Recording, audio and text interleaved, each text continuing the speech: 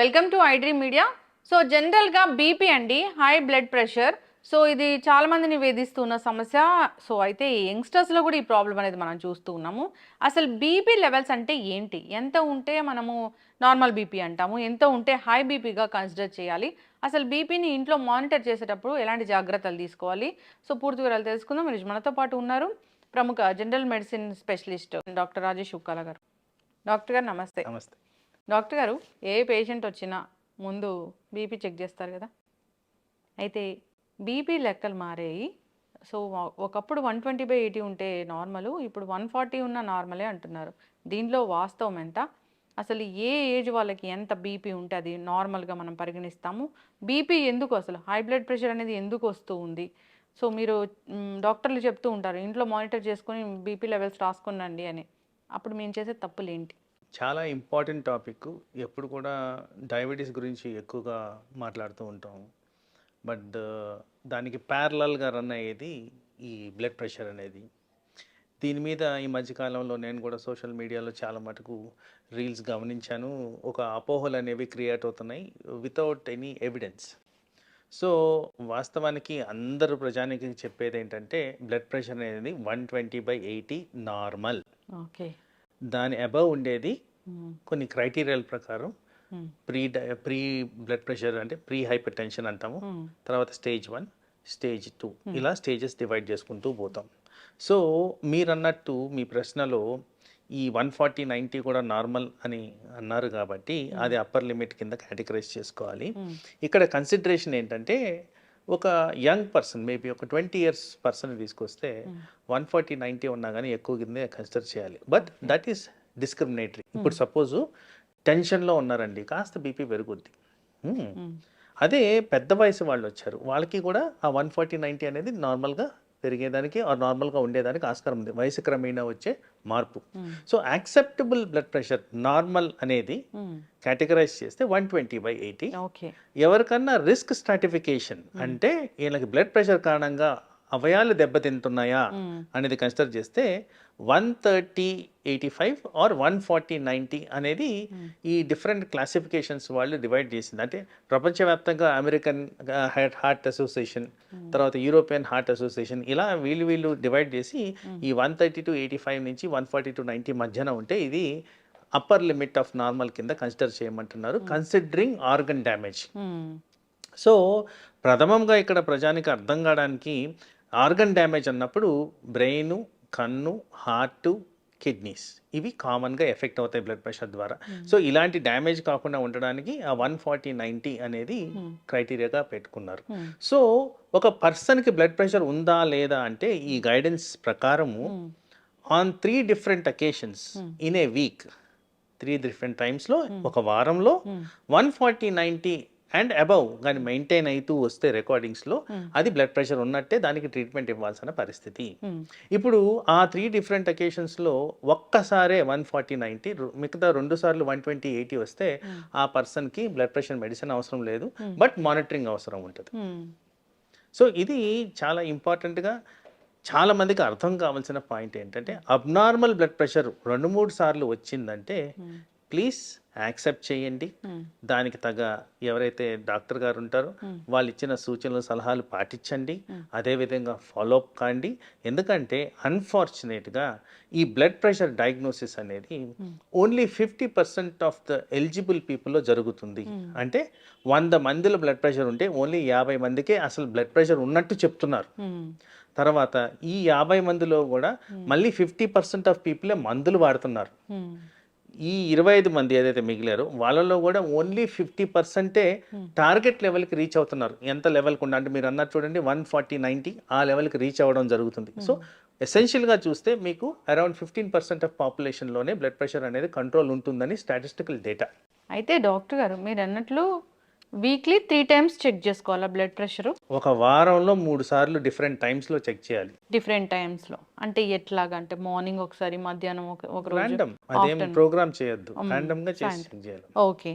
ఇప్పుడు ఇంట్లో ఇప్పుడు మీ దగ్గరికి నేను రావాలి డాక్టర్ గారు, మీరు జనరల్ ఫిజిషియన్ కాబట్టి ఖచ్చితంగా బీపీలు, షుగర్లు చెక్ చేయించుకోవాలంటే మీ దగ్గర రావాల్సిందే.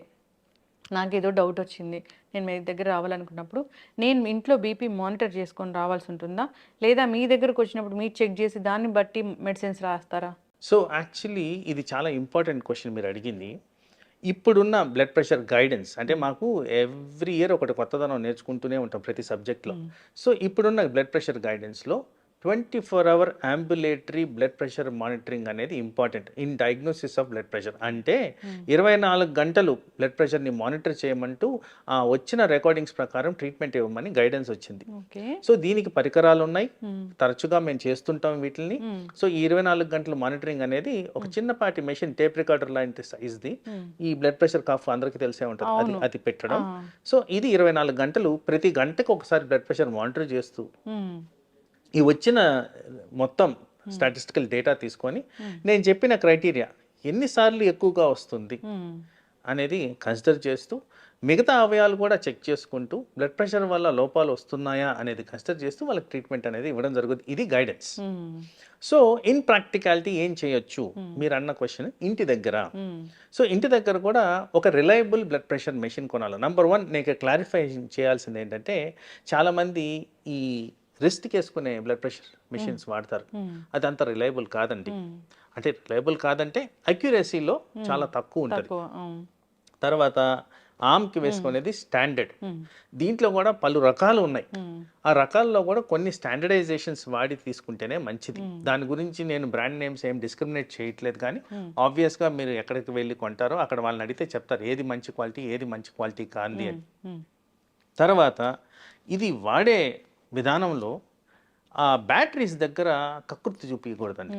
బ్యాటరీస్ అనేవి ఫుల్లీ ఛార్జ్డ్ ఉండాలి, ఎందుకంటే ఇది ఎలక్ట్రానిక్ గ్యాజెటరీ, చాలా సెన్సిటివ్ ఉంటుంది. సో దాన్ని మేనేజింగ్ కొద్దిగా ప్రాపర్గా మేనేజ్ చేయాలి. సో బ్యాటరీస్ ఫుల్లీ ఛార్జ్డ్ ఉండాలి. తర్వాత మనం కట్టుకునే ఆ కఫ్ అనేది ఉంటుంది, బ్లడ్ ప్రెషర్ కఫ్, అది ప్రాపర్గా పెట్టుకోవాలి. ఆ పెట్టుకునే విధానంలో ఇక్కడ ఆర్టరీ అనేది ఉంటుంది. ఈ ఆర్టరీకి దగ్గరే ఆ బ్లడ్ ప్రెషర్ కఫ్ మీద ఆర్టరీ అని మార్క్ రాసి ఉంటుంది, అది కరెస్పాండ్ అయ్యేటట్టు పెట్టాలి. అది పెట్టడం చాలా ఇంపార్టెంట్. తర్వాత ఈ రికార్డింగ్లో బట్టల మీద వేసుకొని చేస్తారు, చాలా మంది చేస్తారు. అది తప్పు, దానివల్ల ప్రాపర్గా రాదు రికార్డింగ్. సో బట్టలన్నీ తీసేసి ప్రాపర్గా చేసుకోవడం ఇంపార్టెంట్. తర్వాత హార్ట్కి అండ్ ఈ బ్లడ్ ప్రెషర్ కఫ్కి మెషిన్ అన్నీ ఒకే లెవెల్లో ఉండాలి. సో మనం బ్లడ్ ప్రెషర్ రికార్డింగ్ తీసుకుంటున్నప్పుడు సపోజ్ నేను ఇలా తీసుకున్నానంటే ఇది హార్ట్ లెవెల్, ఇలా తీసుకున్నానంటే ఇది heart above level. So heart and arm blood pressure machine అన్నీ ఒక లెవెల్లో ఉండేటట్టు చూసుకోవాలి. తర్వాత ఇది చేసుకునే టైంలో నేను ఫోన్ మాట్లాడుతూ చేసుకోకూడదు, ఆర్ ఎవరితోనూ మాట్లాడుతూ చేసుకోకూడదు.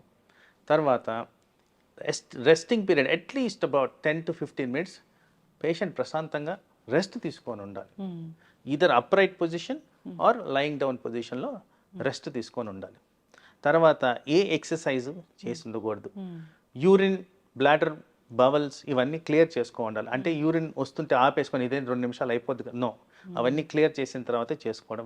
దాని కారణంగా కూడా ఫాల్స్గా బ్లడ్ ప్రెషర్ పెరుగుద్ది. టీ, కాఫీలు తాగకూడదు, సిగరెట్ స్మోకింగ్ చేయకూడదు, ఎక్సర్సైజ్. ఇన్ని నిబంధనలు ఉన్నాయండి. బ్లడ్ ప్రెషర్ చెక్ చేయడం అంటే ఊరికే అట్లా చేసేయడం కాదు. ఇవన్నీ పాటిస్తే ఎలక్ట్రానిక్ గ్యాజెటరీలో 3 రికార్డింగ్స్ మీన్ యావరేజ్ తీసుకుంటే అది కరెక్ట్ రికార్డింగ్. ఈ విధంగా చేస్తే మనకు హోమ్ రికార్డింగ్ కాస్త విలువ ఉంటుంది. ఇవన్నీ జాగ్రత్తలు పాటించాలి. ఫుడ్ తీసుకొని చేసుకోవడం అట్లా ఏమైనా ఉంటుందా డాక్టర్? ఫుడ్ తీసుకోవచ్చు, బట్ ఫుడ్లో ఉన్న కంటెంట్ ఏంటి అనేది చూసుకోవాలి. ఇప్పుడు ఎందుకు ఇది ఫుడ్ గురించి మాట్లాడుతున్నానంటే, ఇప్పుడు హై స్పైసీ ఐటెం తీసుకున్నాం, చెమటలు పడతాయి సాధారణంగా ఎవరికైనా. మరి అది ప్రెషర్ బాడీలో, ఆ స్ట్రెస్ కారణంగా మళ్ళీ బీపీ ఫాల్స్లీ ఎలివేటెడ్ చూపిస్తుంది. సో అలా క్యాఫినేటెడ్ సబ్స్టెన్స్ అంటే కాఫీ అన్నాను నేను, అలాంటిది ఏదైనా కానీ ఫుడ్లో కలిసి ఉంటే, స్వీట్ రూపంలో కానీ ఏదైనా కానీ ఉంటే మళ్ళీ బ్లడ్ ప్రెషర్ పెరుగుద్ది. సో అలాంటివి కూడా అవాయిడ్ చేసుకోవడం ఇంపార్టెంట్. సో నార్మల్ ఫుడ్ తినొచ్చు, కానీ ఇలాంటి substances which will directly influence blood pressure, like alcohol కూడా దానికి సంబంధించి బ్లడ్ ప్రెషర్ని పెంచుద్ది. సో ఇవన్నీ కూడా గమనించి చాలా జాగ్రత్తలు ఉన్నాయండి. Just like that blood pressure అనడానికి లేదు. ఇవన్నీ చేస్తేనే correct measurement of blood pressure కింద కన్సిడర్ చేయాలి. ఓకే. బ్లడ్ ప్రెషర్ అనేది జనరల్ గానే బ్లడ్ ప్రెషర్ వస్తుందా, లేదా ఏదైనా ఒక ఆర్గాన్ డ్యామేజ్ అయితే దాని ఎఫెక్ట్ వల్ల బ్లడ్ ప్రెషర్ అనేది మనిషిలోకి వస్తుందా? అగైన్ వెరీ ఇంపార్టెంట్ క్వశ్చన్ మా. So blood pressure is the pressure inside the blood vessel. అంటే రక్తనాళాల లోపల ఉన్న రక్త ప్రసరణకి సంబంధించిన ప్రెషర్.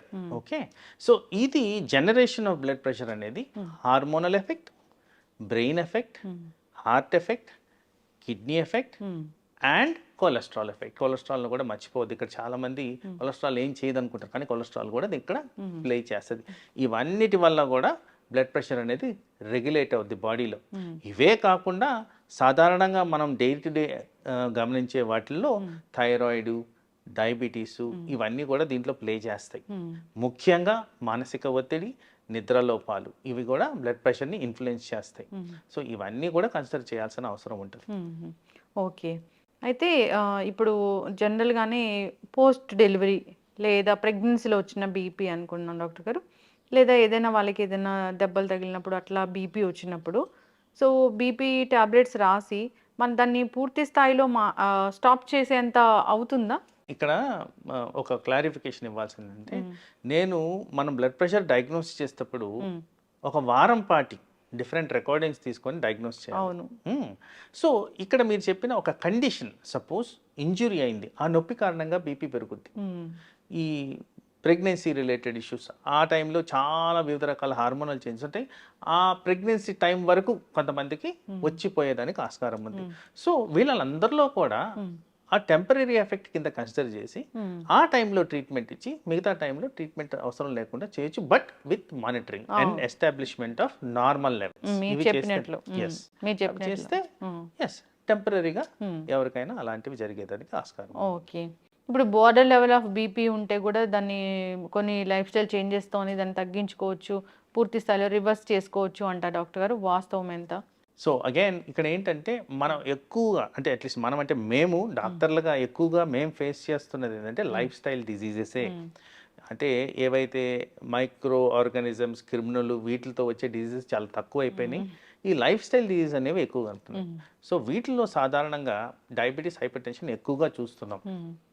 ఎవరికైనా ఇది చాలా మటుకు క్లారిఫికేషన్ రావాల్సిన అంశం. ఎందుకంటే ఎవరికైనా లో లెవెల్స్ ఆఫ్ షుగర్ కానివ్వండి, లో లెవెల్స్ ఆఫ్ బ్లడ్ ప్రెషర్ కానివ్వండి, లో లెవెల్స్ ఆఫ్ కొలెస్ట్రాల్ కానివ్వండి, ఇవి ఉన్నప్పుడు ఏ డాక్టర్ కూడా కంటిన్యూ చేయండి అని చెప్పరండి.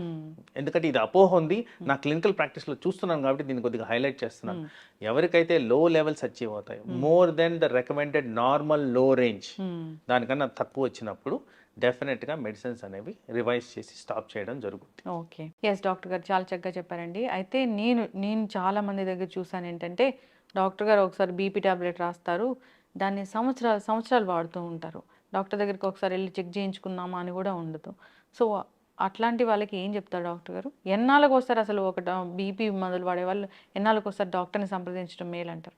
నా ప్రాక్టీస్లో ఒక రెలవెంట్ పాయింట్ ఇక్కడ రేజ్ చేస్తాను. జనరల్గా ఏంటంటే మన అందరికీ ఉన్న వెహికల్స్ సంవత్సరాన్ని తీసుకెళ్ళి సర్వీస్ చేస్తాం. మరి బాడీకి సర్వీస్ ఎవరు చేస్తారు? దీన్ని కూడా చెక్ చేసుకోవాలి కదా. సో ఇక్కడ at least once in a year ఒక కాంప్రహెన్సివ్ చెక్ అనేది అవసరం. Anybody above the age of 30 comprehensive body checkup, ప్రతి అవయాన్ని చెక్ చేసుకోవడం ఇంపార్టెంట్. తర్వాత పర్టికులర్గా మీరు అన్నట్టు బ్లడ్ ప్రెషర్ కంట్రోల్ గురించి మాట్లాడినప్పుడు, సో బ్లడ్ ప్రెషర్ అనేది it's a very variable component. ఈ క్షణం ఉండేది పక్క క్షణంకి ఉండేదానికి కూడా లేదు, మారిపోతూ ఉంటుంది. మన మూడు, మనం చేసే యాక్టివిటీ, రెస్టింగ్ పీరియడ్, స్లీప్, వీటి చాలా కనెక్షన్స్ ఉన్నాయి. సో యావరేజ్ చొప్పున it is not a difficult thing. కాబట్టి 1-2 వారంలో రికార్డింగ్స్ ఇంట్లో తీసుకోవడం ఇంపార్టెంట్, నార్మల్గా ఉన్నాయా. తర్వాత పర్టికులర్గా కొంతమందికి కండిషనల్గా బ్లడ్ ప్రెషర్ అనేది మారుతూ ఉంటుంది. అంటే వాళ్ళకి స్ట్రెస్కి గురైనప్పుడు, అంటే ఎక్కడికైనా కొత్త పర్సన్ కలిశారు, డాక్టర్ దగ్గరికి వెళ్ళారు, ఏదైనా ఎన్వైరన్మెంట్లో స్ట్రెస్ ఉంది, వాళ్ళకి పెరిగేదానికి ఆస్కారం ఉంది. ఇది తరచూ పెరుగుతుందంటే తప్పనిసరిగా ఒకసారి డాక్టర్ని విజిట్ చేసి అప్పుడు వాళ్ళ ద్వారా కూడా చెక్ చేసుకోవడం ఇంపార్టెంట్. ఇదే కాకుండా ఇలాంటి ఫ్లక్చువేషన్స్ ఎక్కువగా వస్తున్నాయంటే ఈ 24 hour ambulatory blood pressure monitoring అనేది చేసుకోవడం కూడా ఇంపార్టెంట్. సో ఇవన్నీ కూడా ఎలా డిసైడ్ చేస్తామంటే కస్టమైజేషన్ టు ద పేషెంట్. ఎవరికి ఎంత టెన్షన్ వస్తుందని డిసైడ్ చేయడం కష్టం కాబట్టి పర్సన్ టు పర్సన్ వేరియబిలిటీ బట్టి ఈ ఫ్రీక్వెన్సీ అనేది జనరల్గా డిసైడ్ చేస్తాం. But on an average every 3 monthsకి ఒకసారి డాక్టర్ని విజిట్ చేసి చెక్ చేసుకోవడం, రివైజ్ చేసుకోవడం ఇంపార్టెంట్.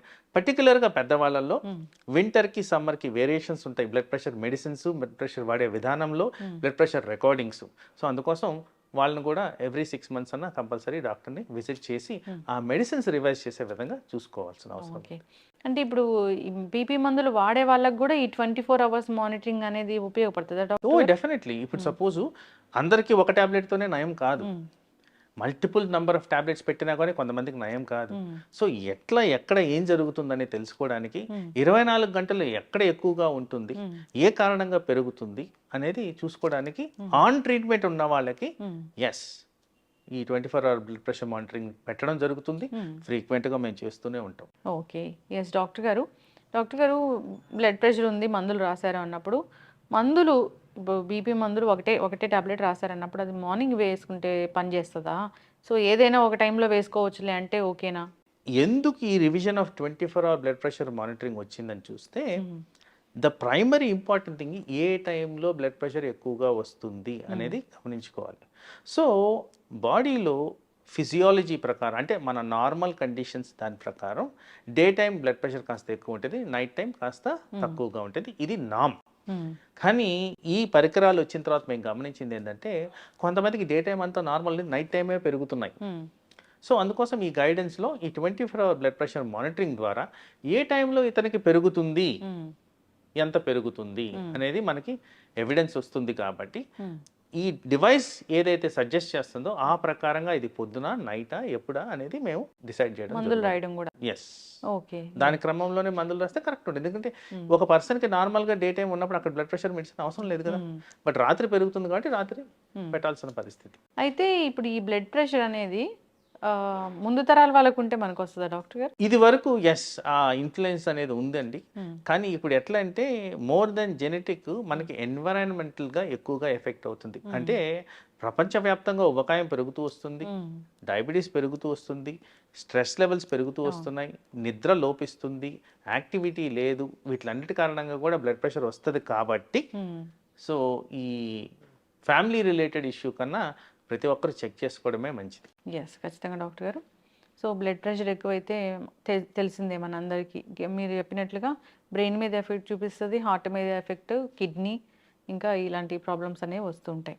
అయితే డాక్టర్ గారు ఇప్పుడు బీపీ లెవెల్స్ మీరు చెప్పారు 120/80. ఒకవేళ 120 ఉండి సిస్టోలిక్ అనేది, ఒకవేళ డయాస్టోలిక్ అనేది 90 ఉంటే? సో ఇక్కడ ఒక క్లారిఫికేషన్ కావాల్సింది ఏంటంటే ఇక్కడ ఈ 2 components of blood pressure systolic, diastolic అంటే కామన్ మ్యాన్కి అర్థం కావాలని చెప్తున్నానండి. హార్ట్ కాంట్రాక్షన్ అంటే దగ్గరకు వచ్చినప్పుడు, ఒత్తుకున్నప్పుడు అది వచ్చేది సిస్టాలిక్. హార్ట్ రిలాక్సేషన్లో అది వచ్చేది డయాస్టాలిక్. సో ఈ 2 కాంపనెంట్స్కి కరెక్షన్ వచ్చేది సిస్టాలిక్, డయాస్టాలిక్, కాంట్రాక్షన్, రిలాక్సేషన్.